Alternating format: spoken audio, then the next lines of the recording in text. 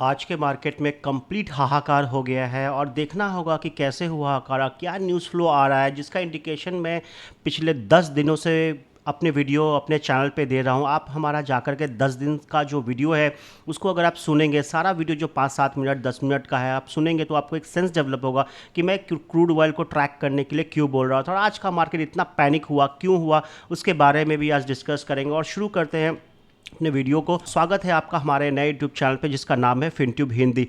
आज जो मार्केट है हर जगह पे लाल निशान से क्लोज हुआ है। आप जब निफ्टी भी देखेंगे तो 47 जो स्टॉक है वो नेगेटिव में क्लोज हुआ है, 3 को छोड़ करके। और क्यों ऐसा हो रहा है उस पर थोड़ा सा डिस्कस करेंगे। इसलिए करेंगे क्योंकि जब हम क्रूड ऑयल आपको 10 दिन से ट्रैक करने के लिए बोल रहे थे तो कहीं ना कहीं मुझे ये इंडिकेशन आ रहा था कि फिर से ट्रंप कहीं पलट ना जाए, और आज भी वही हुआ है। अब ट्रंप ने ईरान के साथ यही बोला है कि अब हम कोई एमओयू साइन करने के लिए रेडी नहीं, क्योंकि ईरान ने जो वो काम किया है वो बहुत गड़बड़ काम कर रहा है, वो बहुत पोक कर रहा है।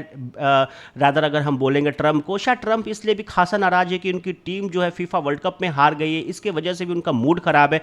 और अब क्या होगा आगे, अब वो आपको भी देखना है और मुझे भी देखना है। और आप क्रूड ऑयल को हर वक्त ट्रैक करते रहिए, तभी आपको समझ में आएगा। हर दिन एक एक पॉइंट, दो दो पॉइंट आगे आगे बढ़ रहा था। और आज जो क्रूड ऑयल है वो कंप्लीट 78.28 पे जाके क्लोज हुआ है। रादर अभी चल ही रहा है 5.56 बढ़त के साथ, और यहाँ से क्रूड ऑयल धीरे धीरे शिफ्ट कर रहा है। और मैं दावे के साथ कह सकता हूँ कि ये जो कॉन्फ्लिक्ट जो स्टार्ट हुआ है ये कहीं फिर से 100 न पार कर जाए एक हफ्ते में। इसलिए मैं हर वक्त यही बोल रहा हूँ कि आप क्रूड ऑयल को ट्रैक कीजिए, आप क्रूड ऑयल को ट्रैक कीजिए, न्यूज़ को फॉलो करेंगे तो उससे काम नहीं चलेगा। थोड़ा डिस्कशन हम गोल्ड पे भी करेंगे। गोल्डमैन सैक्स और जेपी मॉर्गन का जो रिपोर्ट आया है वो खुद भी पलट गए हैं इस चीज़ से कि अब गोल्ड यहाँ से नहीं जाएगा, और उन्होंने टारगेट दिया है कि सितंबर अक्टूबर तक गोल्ड जो है 25% डिस्काउंट होगा यहाँ से। गोल्डमैन सैक्स का जो रिपोर्ट है वो 20%, और जो जेपी मॉर्गन है वो कह रहे हैं कि 25% यहाँ से गोल्ड जो है वो नीचे जाएगा। और अब देखना पड़ेगा आखिर रॉबर्ट कियोसाकी ने भी आ करके वो मान लिया है कि अब गोल्ड यहाँ से ऊपर नहीं जाएगा। और मैंने एक हफ्ते 10 दिन पहले ही मैंने वीडियो पे ये भी बात बोला था कि अब गोल्ड का जो अपना हाई बनाया है इस साल 2026 में 1,81,000 का, अब वो हाई को क्रॉस करने में अब पता ना 10 साल लगे या 15 साल लगे, उसका कोई आइडिया नहीं है। लेकिन हाँ, टाइम तो लगेगा। आप भी यहीं हैं, हम भी यहीं हैं, हम भी यहीं पे आकर के ज़रूर कमेंट्री करेंगे। और अगर गोल्ड ऐसा हुआ तो, और हम आज ये डिस्कस करेंगे कि आज जो मुझे ये लग रहा था एक्चुअली जो वीडियो बनाने में इतना लेट होता है, उसके वजह का कारण ये है कि जो एफआईज़ का जब नंबर आ जाता है तो मेरे को मन को बहुत संतुष्टि मिल जाती है, और लगता है कि जब एफआईज़ का नंबर आ जाए तो आपको पूरा कंसोलिडेट डेटा हम आपको प्रोवाइड करा पाए एक ही वीडियो में। तो आज का जो एफआईज़ का जो नंबर है आपको जान करके आश्चर्य होगा, इतना बिकवाली होने के बाद भी जो एफआईज़ का नंबर वो पॉजिटिव में क्लोज हुआ है, और थोड़ा मोड़ा पॉजिटिव नहीं, थोड़ा ठीक ठाक पॉजिटिव में क्लोज हुआ है। 1962.80 करोड़, 1962.80 करोड़ की खरीदारी आई है, और डीआईस की खरीदारी आई है 790.20 की खरीदारी आई है। अब ये पैनिक हुआ कि यहाँ कंप्लीट रिटेलर में पैनिक है। इससे यही इंडिकेशन दे रहा है कि जब एफआईज़ ने बेचा नहीं, डीआईज ने बेचा नहीं, इनफैक्ट और पैसा डाला है, और हर जगह पे बिकवाली आई है। 500 पॉइंट जो निफ्टी डाउन हो गया। निफ्टी आज 23,882.05 पे क्लोज हुआ, 516.85 पे जाकर के क्लोज हुआ है। बैंक निफ्टी 1458.10 माइनस में जाके क्लोज हुआ है 56,742.60 पे। उसके बाद आप सेंसेक्स देखेंगे तो सेंसेक्स भी आपका 1677.12 माइनस में, मतलब 2.15% माइनस में क्लोज हुआ है। 76,503.60 पे जाके क्लोज हुआ। और जो इंडिया विक्स है यहाँ भी आप देखेंगे तो अभी जो ट्रेड कर रहा है 14.68। ठीक अभी से 10 दिन पहले जब इंडिया विक्स 14.68 था तो मैंने कहा था कि अगर यहाँ से 12 पे आ जाएगा तो मज़ा आ जाएगा, और धीरे धीरे वो आ भी रहा था। लेकिन अचानक से आज ट्रंप के कमेंट्री से, ट्रंप के जो बात से पूरा मार्केट सहम गया है, और वहाँ से भी जो इंडिया विक्स जो है कंप्लीट वो वॉलेटाइल हो गया है। जब मिड कैप को भी देखेंगे, जो मार्केट का हीरो है आज वो भी कंप्लीट ज़ीरो नहीं बल्कि माइनस में जाके क्लोज हुआ है, -219.35, मतलब 1.5% की बिकवाली निफ्टी मिड कैप में आई है 14,419.10 पे जाके क्लोज हुआ है। आपको ये सोचना होगा, आपको ये देखना होगा कि आगे जा कर के मार्केट में ऐसा क्या हो रहा है। और गोल्ड में भी आज लगभग 1,000 रुपए का अप चढ़ा है, जितना कल था उससे थोड़ा अप चढ़ा है। 24 कैरेट की बात हो रही है, 10 ग्राम की।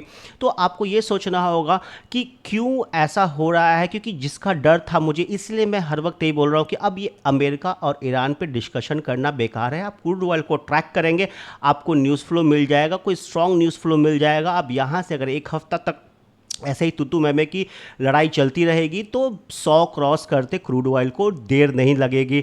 और सबसे बड़ा बात है कि अब इस टाइम पे जो रिस्क नहीं लेगा वो उसका कुछ नहीं हो सकता है, क्योंकि हर वक्त आपको ये सोचना होगा कि ज़िंदगी में आपको ज़िंदगी को पलटने के लिए रिस्क लेना ही पड़ेगा, क्योंकि रिस्क के बिना कुछ नहीं है। अगर आपका हर आदमी का लाइफ जो है, हर देखिएगा 2 साल 3 साल में कंप्लीट चेंज होता है। जिस आदमी का लाइफ अगर 5 साल 6 साल तक कुछ चेंज नहीं हो रहा है, जहाँ से आ रहा है वहीं जा रहा है हर दिन, तो आप समझ लीजिए कि वो अगले 20 साल तक भी वहीं जाएगा और वहीं से आएगा।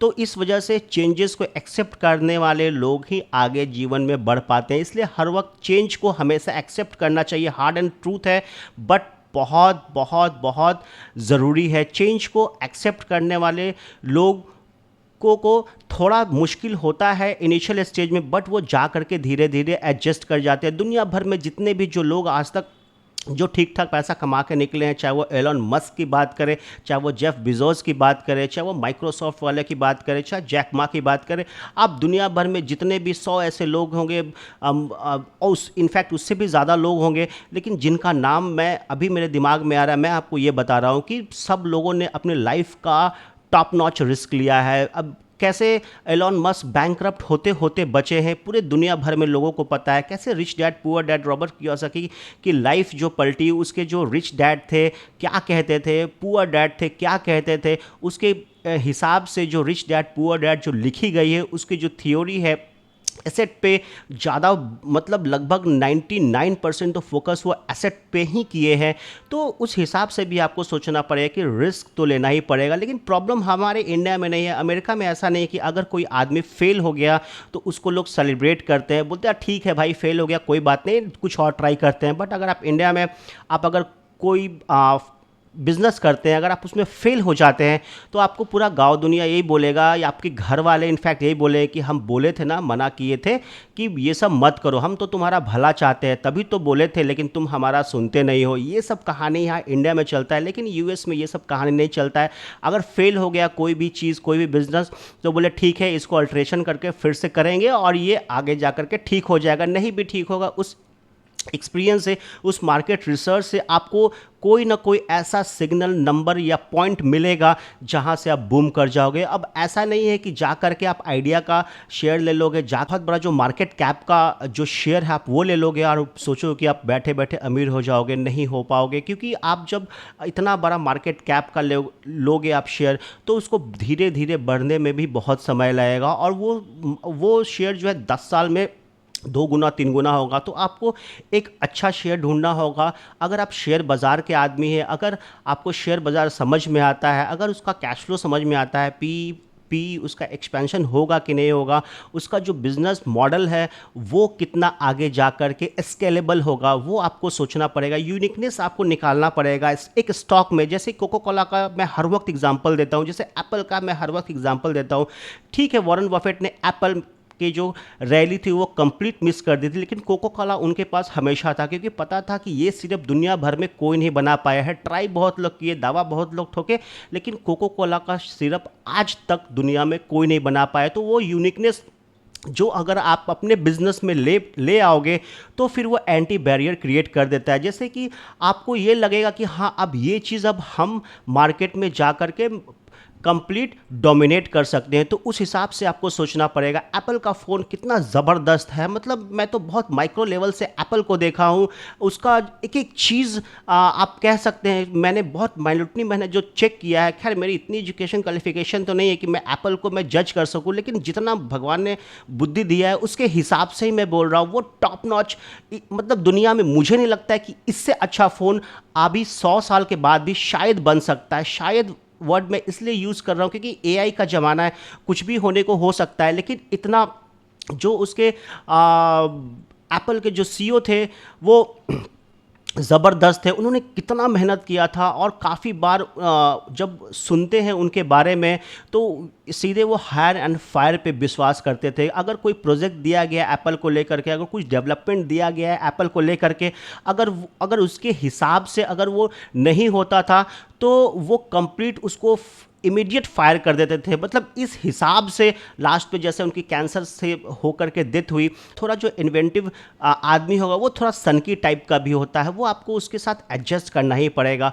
रशिया और जर्मन का जब लड़ाई हो रहा था तो तब रशिया की जो सेना थी वो धीरे धीरे पीछे आ रही थी और शहर को जलाते जलाते ठीक अपने पीछे ले आ रही थी। मतलब रशिया की सेना खुद जर्मन सेना को अंदर ले आ रही थी, और वहाँ से जा कर के जैसे ही जब काफ़ी इंटर जर्मन सेना अंदर कर गई तो रशिया में जो ठंड पड़ती है वो झेल नहीं पाए, उसको पूरा डिहाइड्रेशन हो गया। डिहाइड्रेशन के वजह से उसको बार बार वॉशरूम जाना पड़ रहा है, लेकिन वहाँ पे ऐसा कुछ है नहीं, अगर बार बार वॉशरूम जाएंगे तो उसको निमोनिया हो जाएगा। ये बात जर्मन लोग समझ गए। तब वहाँ पे ये एक इन्वेंट हुआ था कि आगे भी जिप रहेगा और पीछे भी जिप रहेगा, क्योंकि दोनों तरफ जिप रहेगा तो ज़्यादा आसानी होगा। तो दुनिया में एक से एक तरीके का एग्जाम्पल ऑलरेडी पड़े हुए हैं, 50 साल 100 साल 200 साल पहले, तो उसके हिसाब से भी आपको सोचना पड़ेगा। तो आज का जो मार्केट था बहुत बहुत मतलब बहुत बुरा मार्केट था। खैर अमेरिका का मार्केट भी ओपन हो गया है, और जो हमारा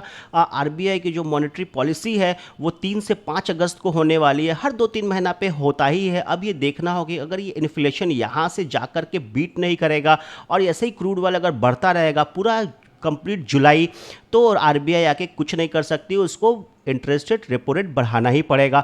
अब 25 बेसिस पॉइंट बढ़ेगा कि 50 बेसिस पॉइंट बढ़ेगा वो देखने का विषय होगा, वो आप भी देखेंगे हम भी देखेंगे।